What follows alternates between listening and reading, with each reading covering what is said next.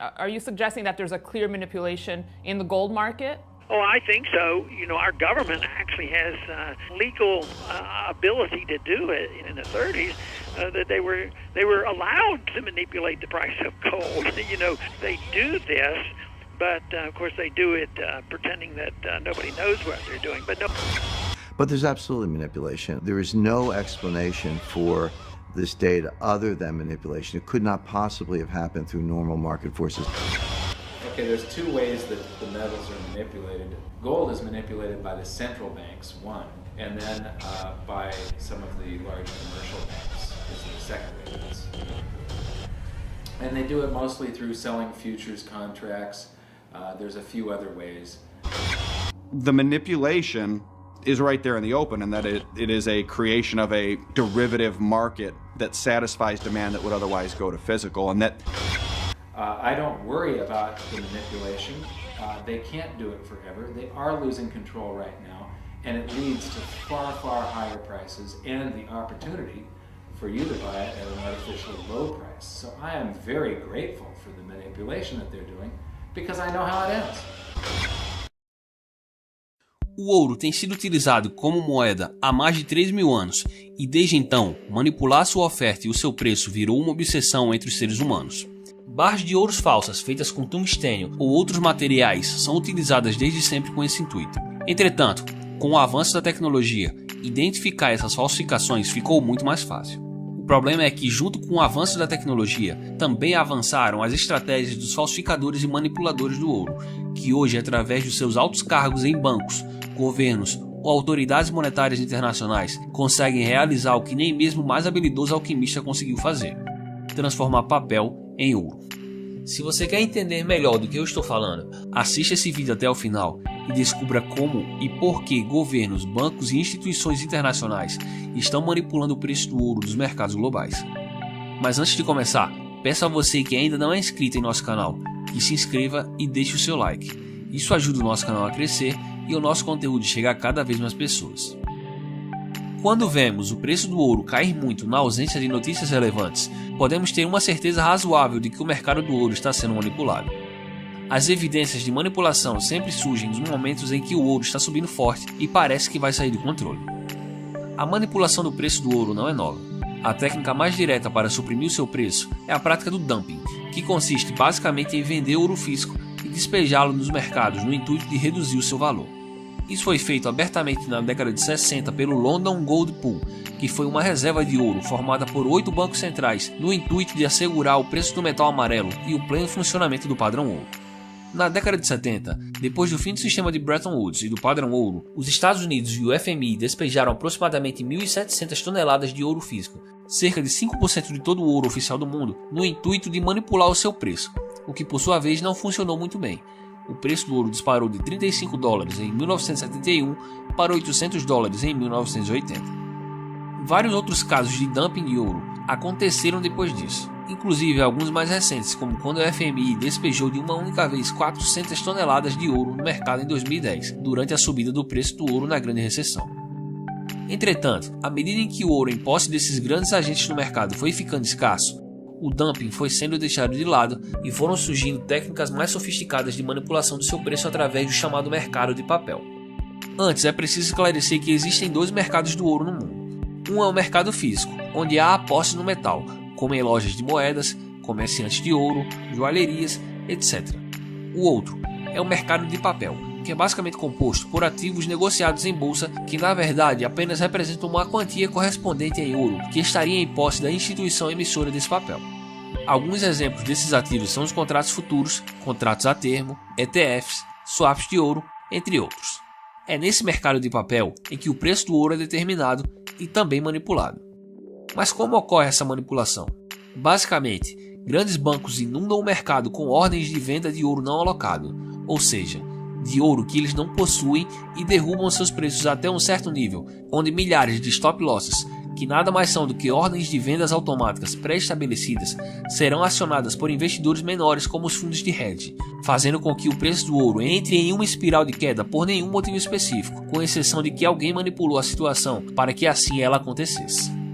Essa prática pode ser feita indefinidamente com a quantidade de ouro que eles bem entenderem. porque simplesmente não estão negociando ouro de verdade. Eles estão negociando tão somente papéis que podem e que são criados numa proporção muito maior do que a quantidade real de ouro físico que existe hoje no mundo.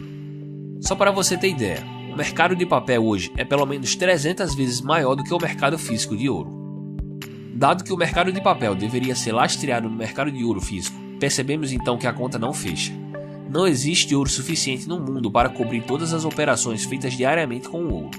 Isso significa que se houvesse uma corrida aos bancos de investimento em ouro, logo descobriríamos que a cada 300 pessoas que acham que possuem ouro, somente uma possui ouro de fato. Esse gráfico representa o desempenho do ouro em diferentes circunstâncias na Bolsa de Valores de Nova York entre 2001 e 2011. A linha verde mostra o desempenho de fato do ouro, que sai dos 250 para os $900 durante o período, uma valorização superior a 500%. A linha vermelha mostra o desempenho do ouro nesse período somente durante o horário de negociação da Bolsa de Nova York, ou seja, caso você comprasse ouro na hora da abertura do pregão e vendesse no momento do fechamento, todo dia durante 10 anos, o seu desempenho teria sido um prejuízo de 70%, sendo que o desempenho do ouro nesse mesmo período foi 500%. A linha azul mostra qual seria o seu desempenho caso você operasse comprado no ouro durante o overnight, ou seja, enquanto a Bolsa de Nova York estivesse fechada, e operando vendido, ou seja, apostando na queda do ouro durante o período em que a Bolsa de Nova York estivesse aberta. O seu lucro seria então de aproximadamente 4.500%. É evidente que algo anormal está acontecendo aqui. No dia 12 de abril de 2013, com o ouro próximo à sua máxima, uma quantidade sem precedentes de contratos futuros de ouro foi vendida a descoberto na Bolsa de Nova York num montante que se estima ter sido entre 124 e 400 toneladas de ouro. Essa operação logicamente fez o preço do ouro desabar. Entretanto, há limites de posição impostos sobre o número de contratos que os investidores podem vender de uma única vez. Um número mais otimista de 124 toneladas teria exigido que, coincidentemente, ao menos 14 investidores vendessem todos juntos 40 mil contratos futuros de ouro simultaneamente naquele dia, o que não me parece muito provável. A manipulação fica ainda mais evidente quando comparamos a demanda por ouro físico com a demanda por ouro de papel. Um estudo publicado pela Secretaria do Tesouro do Estado da Carolina do Sul afirmou que os preços do ouro e da prata estavam sendo manipulados através da prática ilegal de reservas fracionárias e de vendas a descoberto no mercado de commodities pelo Federal Reserve, em conjunto com alguns grandes bancos como o JP Morgan e o HSBC. Em 2015, o órgão de defesa da concorrência da Suíça lançou uma investigação sobre possíveis conluios no mercado de metais preciosos por vários grandes bancos no intuito de manipular os preços do ouro e da prata. Mas quem estaria por trás dessa manipulação? Como ficou claro, os grandes bancos são os que fazem o trabalho sujo da manipulação do preço do ouro e em troca recebem a oportunidade de obter lucro fácil com as negociações. Mas além de fatores financeiros, é evidente que existem interesses políticos ainda maiores envolvidos por trás da manipulação do preço do ouro. E sabendo-se disso, podemos garantir que há pelo menos 2 atores políticos no mundo com um forte motivo para congelar o preço do metal amarelo, pelo menos no curto prazo: o Federal Reserve e o Banco Popular da China. O Fed para evitar uma corrida ao ouro e um consequente colapso do dólar. Já o Banco Central Chinês, pelo simples fato de que essa manipulação lhe permite comprar ouro a um preço mais baixo.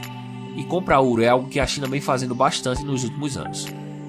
Sempre que há necessidade de interferir no preço do ouro, os bancos centrais atuam fazendo leasing de ouro, ou seja, um empréstimo de ouro para um desses grandes bancos que atuam no mercado de commodities. Não por acaso, durante uma entrevista enquanto ainda era presidente do Fed, Alan Greenspan assumiu a manipulação feita pelos bancos centrais quando afirmou que, abre aspas, os bancos centrais estão prontos para emprestar ouro em quantidades crescentes caso o preço do ouro suba, fecha aspas. Esses empréstimos de ouro são conduzidos por meio de um intermediário chamado de Banco de Compensações Internacionais, ou BICS. O BICS é uma espécie de clube secreto para bancos centrais e tem como fama ser uma das instituições menos transparentes do mundo.